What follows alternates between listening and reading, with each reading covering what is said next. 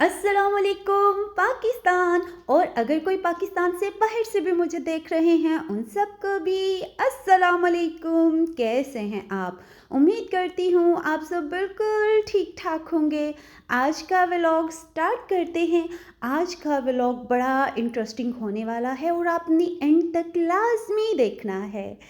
तो जी साथ साथ ये मैं आपको दिखा रही हूँ हमारे घर के बाहर ना ये सारा जो पूरा जो मेरी सोसाइटी है ना, यहाँ पे जो बाहर के गार्डन बने हुए हैं ना, तो ये सारा ना उसको मतलब क्लियर कर रहे हैं। वो जो पुरानी घास है, पुरानी प्लांट्स है, वो सब यहाँ से निकाले जा रहे हैं और यहाँ पे नई घास लगेगी, नए प्लांट्स लगेंगे, नए रोड्स बनेंगे। तो इसलिए आजकल ना हमारा एरिया थोड़ा मेसी हुआ हुआ है, मीन के मट्टी मट्टी और सीमेंट रेत इस टाइप का हुआ हुआ है, तो बड़ा गंदा हुआ हुआ है। वो स्वीपर बेचारा वो तो लगा रहता है, हर टाइम सफाई करता रहता है कि गंद ना हो, मस ज़्यादा ना हो।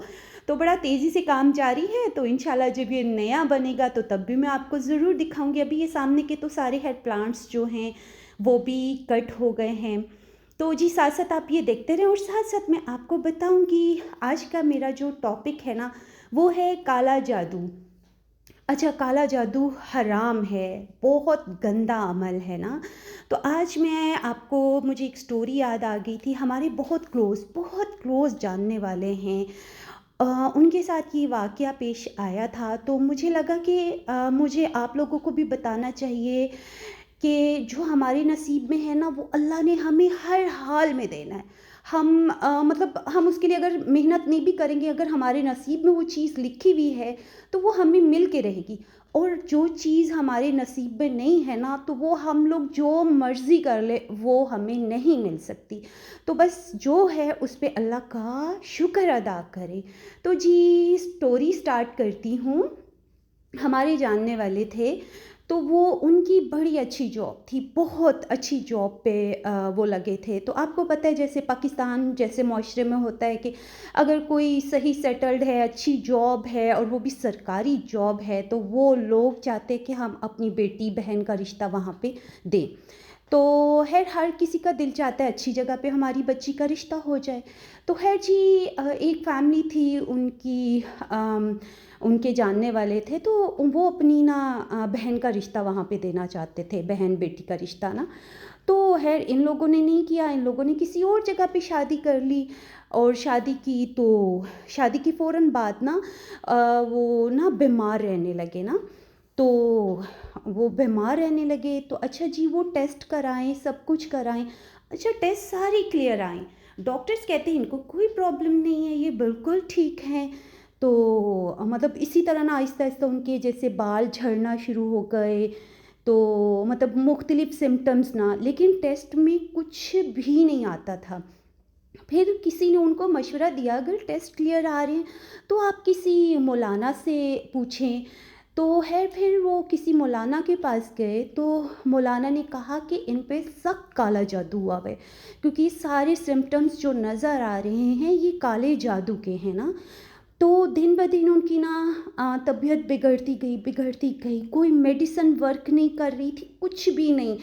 आखिर थक हार के उन्होंने जब मौलाना साहब ने से कहा कि इसकी काट कैसे होगी, उन्होंने कहा है कि इसकी काट बहुत मुश्किल है, क्योंकि एक टाइम ज़्यादा गुजर गया है और इसका कोई सितारा है, अगर वो सितारा 10 दिन तक चढ़ गया तो ये बच जाएंगे, अगर वो डूब गया सितारा तो इनकी डेथ हो जाएगी।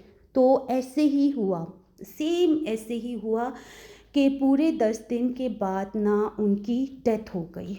और आप यकीन करें उनकी जो वाइफ थी ना, वो प्रेग्नेंट थी और उनका मतलब वो जब फोत हुए तो उनका बेटा पैदा हुआ उसके बाद। आप सोचें, जिन्होंने जुल्म किया है, इतना बड़ा जुल्म किया कि एक जान ले ली, सिर्फ और सिर्फ इस वजह से कि उनकी बहन और बेटी का वहाँ पे रिश्ता नहीं हो सका। तो उनको मतलब खुदा का खौफ नहीं आया, उन्होंने ये करवाया इल्म।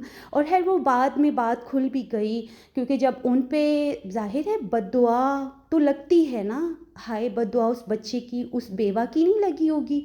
और बाद में जी उनके साथ क्या हुआ ये सुने।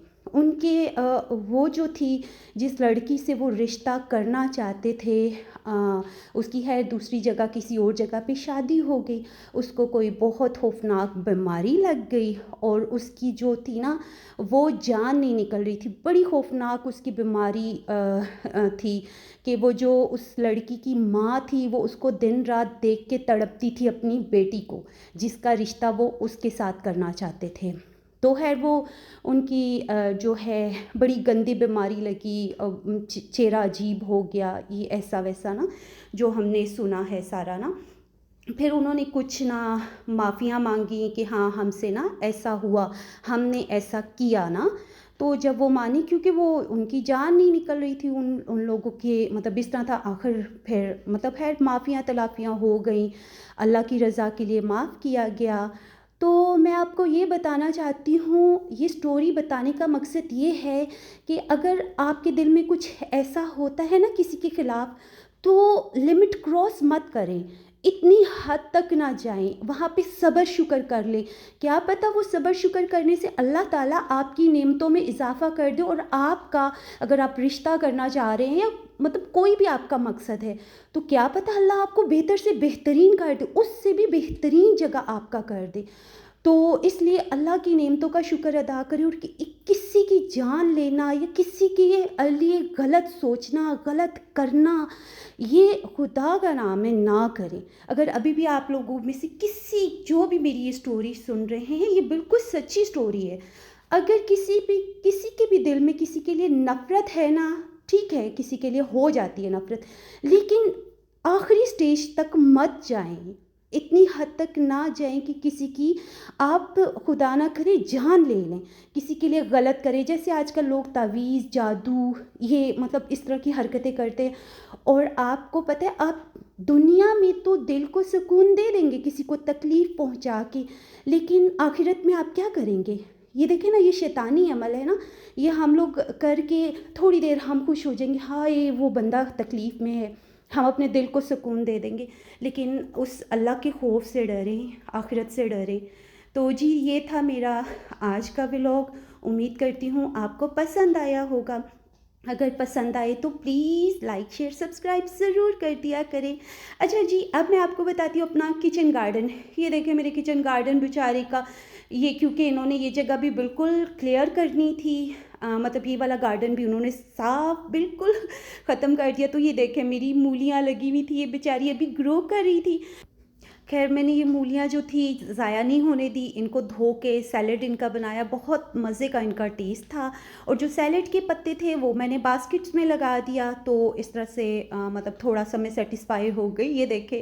ओके जी, फिर मिलते हैं किसी अगले व्लॉग में, तब तक के लिए अल्लाह हाफिज़।